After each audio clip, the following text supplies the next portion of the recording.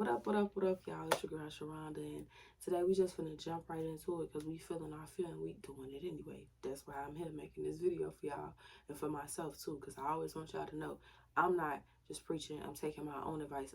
The things I'm saying to y'all, I say that to myself, and I just want to be able to help people grow. I know that my purpose and me being here and building this platform is to be able to help other people. I have helped so many people that I don't even know just from simply sharing my testimonies online. And every time that I'm talking to y'all, I am sharing a testimony. It's a part of my journey as well. And I want to be able to heal and help as many people as I can, whether it be physically, financially, spiritually, mentally. I want to make sure that I'm going into this life doing what my mission and my purpose is, and that is to help people, period.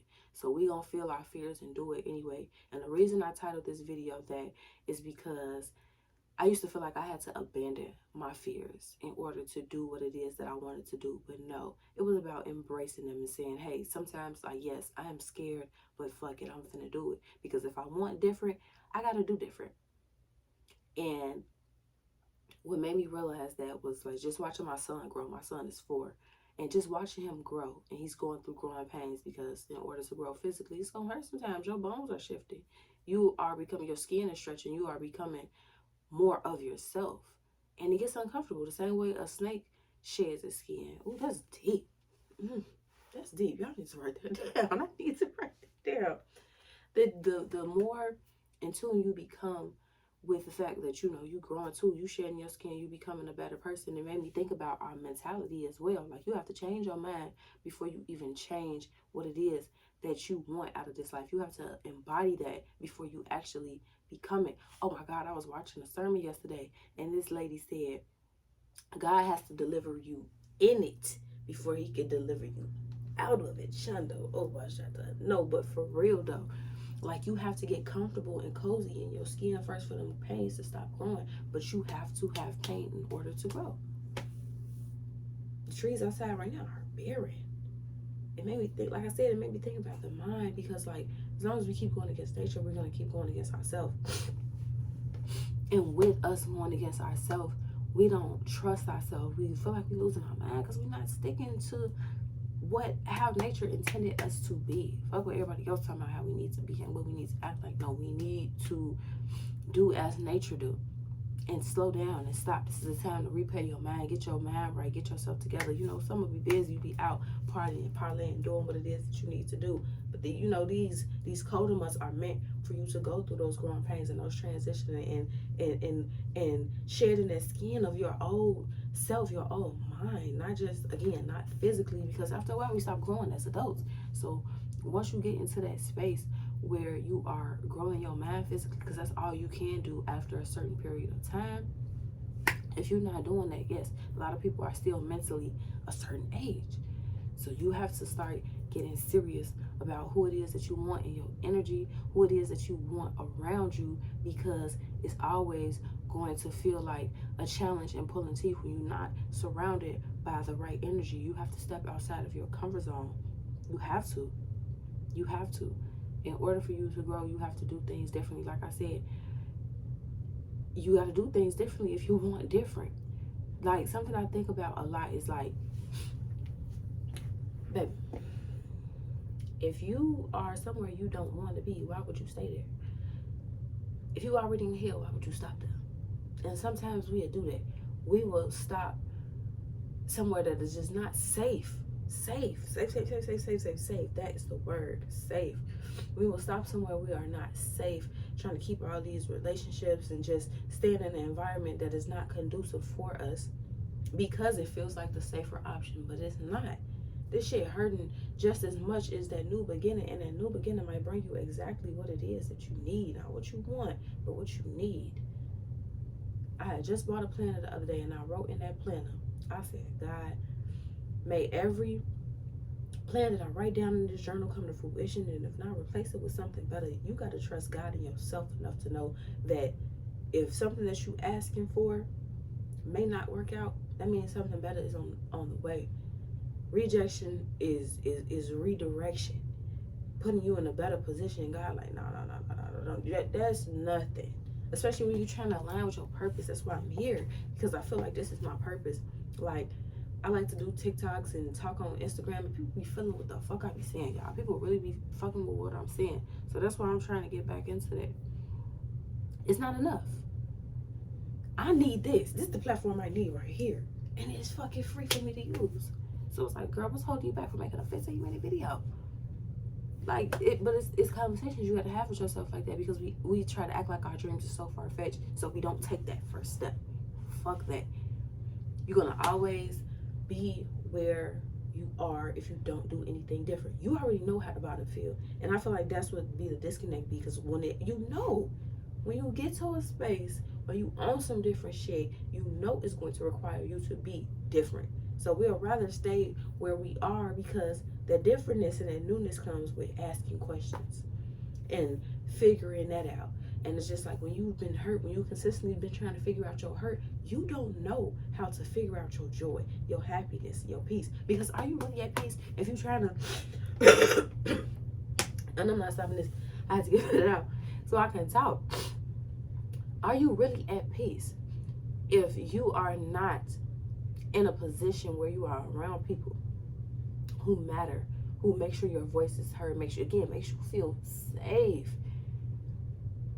I used to feel like, no, we birds of feather don't flock together. And two, you don't have to completely cut people out of your life, but you gotta learn how to place people. Because again, if you don't like where you are, why stay there? We equate abuse to love so much, and they cannot coexist. They cannot coexist. But you can't be abusive to yourself. You abuse yourself. So the relationships around you are going to mirror that. It makes you feel good about the fact that you bully yourself, so you deal with bullies. And deep down inside, you don't like it, because deep down inside, you know you deserve better.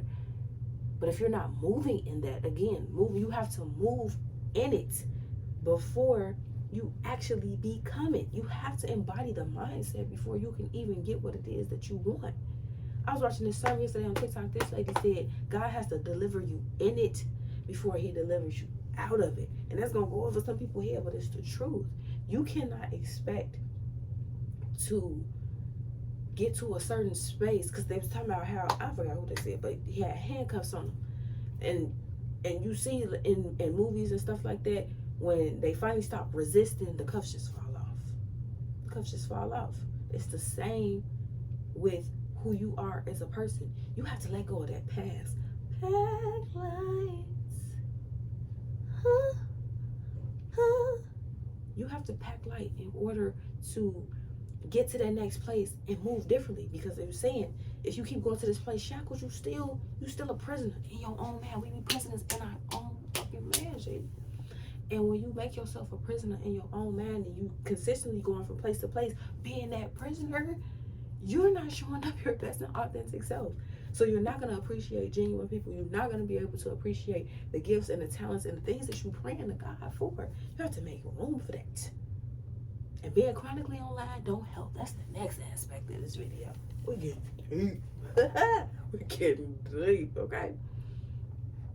Because right now I'm taking a social media break, but I be dipping and dabbing on there. You know, again, I am human, baby.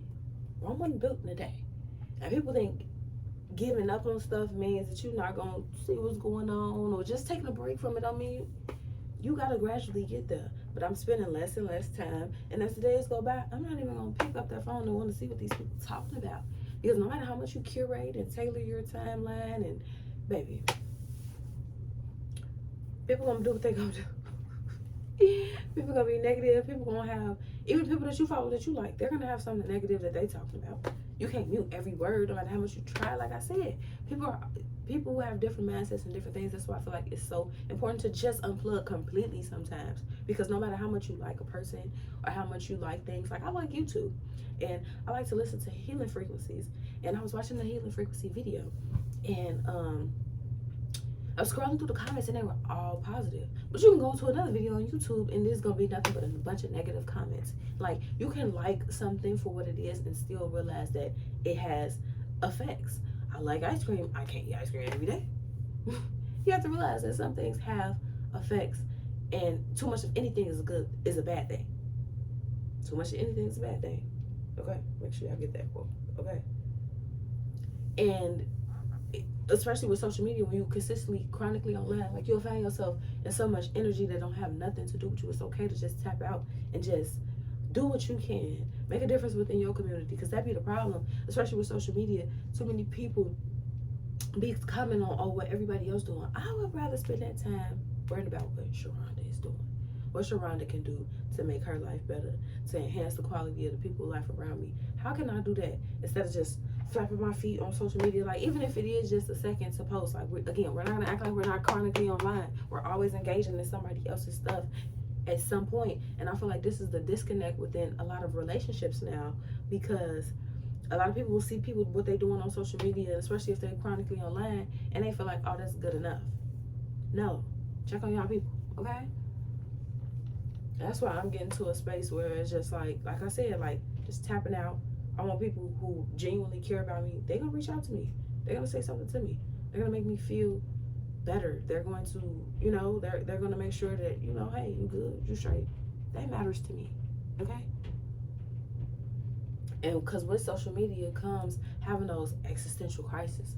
I know that I've been there. Like, I've been getting back into a space where it's just like, I'm like, what's my niche? What's my niche? What is it that screams, this is Sharonda? I want that. I want who I am to be defined by me, of course. But, again, that's what I'm saying. Sitting with myself and figuring that out going into adulthood, and letting go of everybody else's ideologies and figuring out what works for me, whether it comes to my spirituality, my look, my mind. Like, what are my principles? What are my values? Like, what matters to me? Like, I feel like I've been there before. I just haven't, like, who am I? Like, am I this person I portray myself to be? Am I this, that, and the third? And with social media, because I feel like I feel like social media don't make shit no better, because it's so easy to be like, oh dang, I wish that was me. I wish I could have that. And you don't even know what the people had to do to get that. You wishing on plotting on these people downfall, and you don't know who they pray to. You don't know who their spiritual team is. You wishing you had what they had and how they got it, and then you be like, why am I going through this? You said you wanted exactly what they wanted. It reminded me of, oh my God, one of my favorite types of Christmas movies is when they do the Scrooge type of movie. And I think that's so important, because it's just like, it made Ebenezer get his life together, because the past and the future came and got him. Like, if you keep moving this way, this is what your future gonna look like, because every decision that we make propels us into our future. You can only prepare for the future if you present. That shit is a Fendi fact. You can only prepare for the future if you are doing what you have to do now. Like, he was being a dick his whole life, and the future came and say, hey, you keep being a dick, this is how your life gonna end up. And got that ass right together. But that's what you need. That's what you need. That is what is important to have. To be kind, and to go out into this world and be genuine, and and to let your past go. You see why he became how he became. It's okay to let go and step into your niche. Find out who you is. Okay? Because you're gonna always go through these crises. We hear about midlife crisis, but I feel like, when you're younger than that, you be having existential crises. You trying to figure out what my life is, what's my purpose, who am I supposed to be. Like, that is so necessary and important to ask yourself those questions. Then those are questions that people don't ask themselves. And that's why I got to a space where I had to start taking me serious, because I can't depend on the next person to take me serious at all. I have to take me serious. I set the tone for how other people are going to treat me if I allow them in my energy, because we are not what we attract. We are what we entertain. And it is so important to know the difference, because we'll make ourselves feel bad when things don't work out with another person. Instead of just realizing, I'm great, we don't mesh, you got some stuff you probably need to work through, I'm out. It's that simple. Don't give nobody that space to play with you. You set the tone. You gotta know who you is, because people will try to tell you. People will try to define it for you. Like, no, baby, I said what I said. Words if you need leaks. Hello, that's my girl. But yeah, I'm a little buzzed.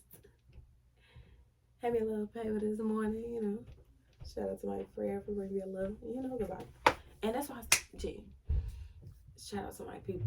Because I manifest like, I'm like, I don't want to pay for no weed, but I'm like, I need a little yeah. And my people came through. Smoke me out. I love that. We love friends who look out for you when you're going through something. And I had to realize how to allow the people in, let people do stuff for me, let people love on me, and enjoy my life. I'm always doing that for other people. Like, you gotta learn how to let people look out for you. You can't let your trauma fuel your politics.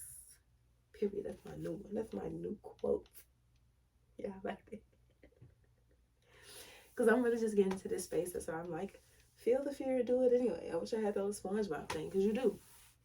And I'm getting out of I'm leaning into my fear of being perceived. I always find myself hiding myself when I do put myself out there. Like, no, but this season, no. Allow yourself to be perceived. Allow yourself to be loved. Allow yourself to be embraced. Allow yourself to trust yourself enough to know that you have the capability of building great relationships with people. You are worthy of love. You deserve that. You don't have to turn yourself down in order to make other people comfortable. If it requires you to abandon yourself, stop showing up.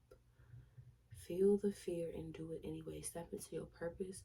Be your biggest cheerleader. Don't worry about anybody coming around and trying to support you. The support will come, and it will come from the people that you least expected. But lean into who you are. You are so worthy. You are so deserving.